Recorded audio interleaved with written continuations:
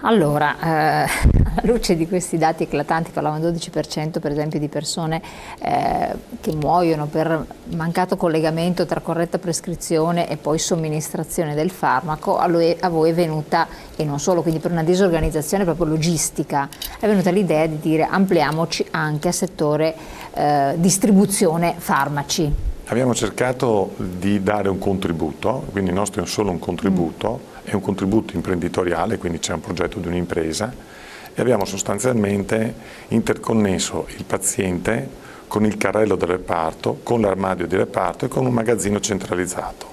Io ho fatto il percorso inverso, partendo dal cliente che è il paziente, però di fatto è il magazzino centralizzato che guida. Perché oggi i magazzini dispersi non garantiscono né la custodia e la conservazione dei farmaci, per di più sono ripetitivi gli ordini e si perde il controllo e quindi anche la scadenza del farmaco stesso.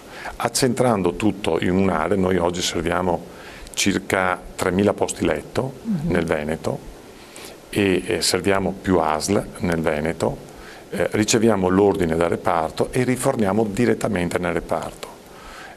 Con questa piccola e semplice, diciamo, attività, di fatto abbiamo alleggerito i reparti che non ricevono gente che suona il campanello per entrare a portare farmaci a tutte le ore, perché andiamo solo su orario prefissato e personale adeguatamente formato e vestito adeguatamente anche per un problema di igiene e di quant'altro. E quindi le caposala fanno le caposala, non perdono tempo a fare i fattorini o qualcosa di simile. Diamo una coerenza tra quello che viene caricato al magazzino del reparto e quello che verrà scaricato perché poi somministrato al paziente.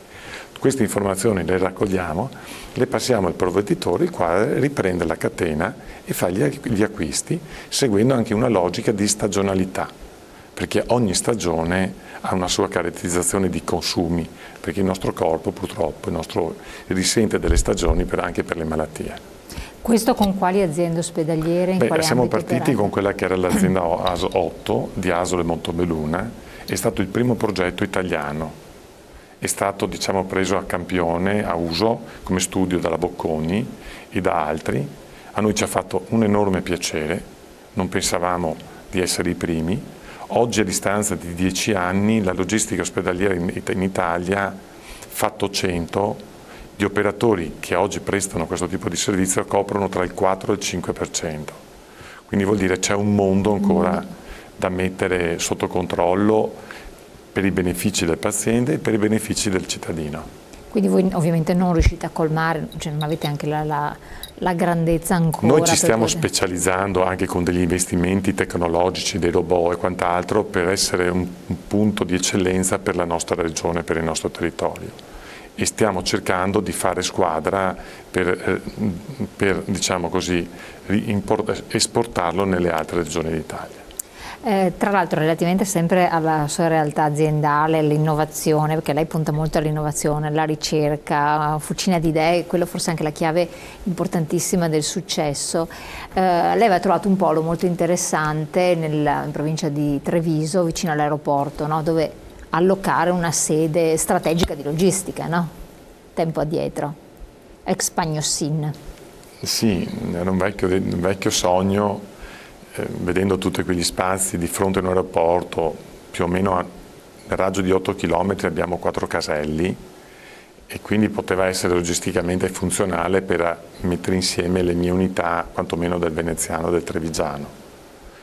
Così è stato, per la logistica ospedaliera ha trovato una sua collocazione, è in una fase ancora di sviluppo,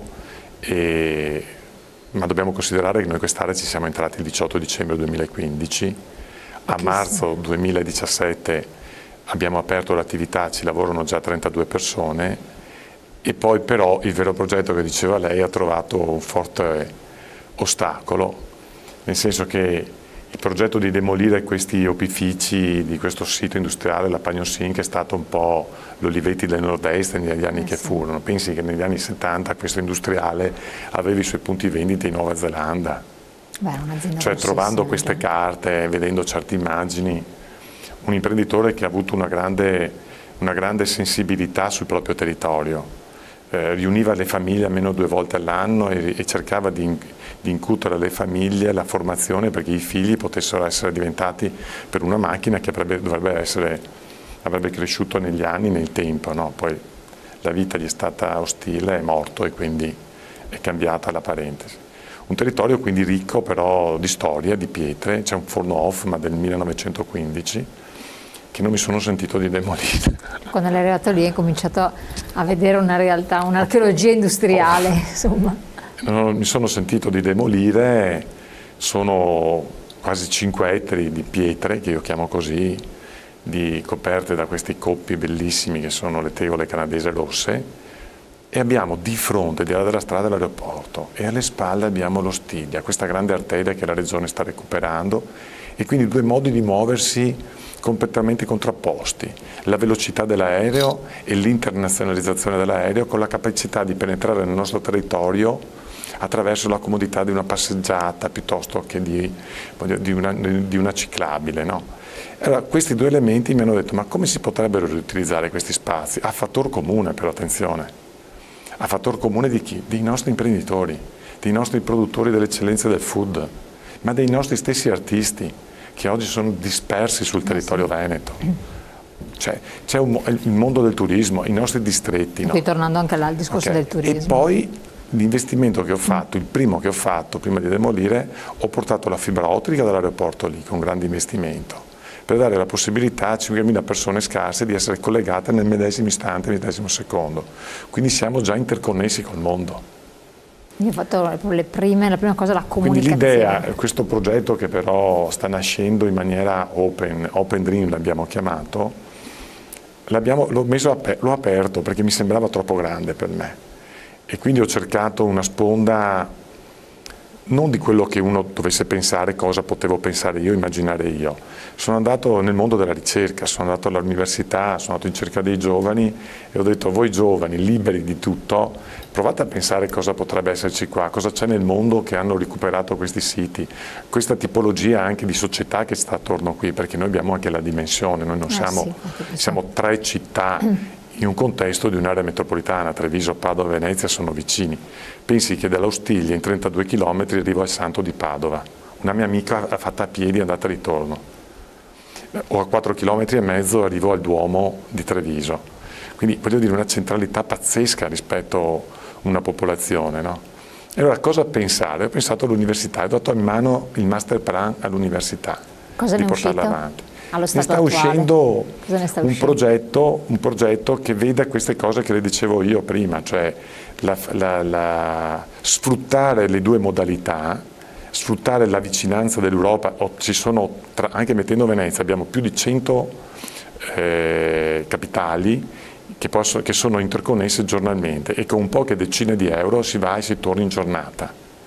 Quindi, però noi dobbiamo creare un polo di eccellenze e dare questa virtuosità, diciamo, di internet e della modalità di spedire le loro merci in giro per il mondo per essere interconnessi con il mondo. Questo è il progetto che mi stanno portando avanti. Beh, è una cosa, è una scommessa che secondo me è già a buon punto, perché intanto è diventato un polo strategico interessantissimo, valorizzato, ristrutturato, recuperato l'esistente con un'attività anche di, diciamo così, di intervento ristrutturativo importantissimo, no? Sì, questo sì. Quindi lei non ha abbattuto niente. No, stiamo rispettando, vogliono farmi abbattere in questo momento. Non si fa niente. Non si fa niente. Benissimo. Allora, anche questo progetto, quindi per capire, toccare con mano che effettivamente si può fare volendo, avendo tante idee, delegando ad altre persone chi magari può averne ancora di più, e soprattutto guardando avanti con ottimismo, come mi sembra che lei proponga e suggerisca di fare, no? Certamente. Hanno aperto un sito, si chiama Open Dream.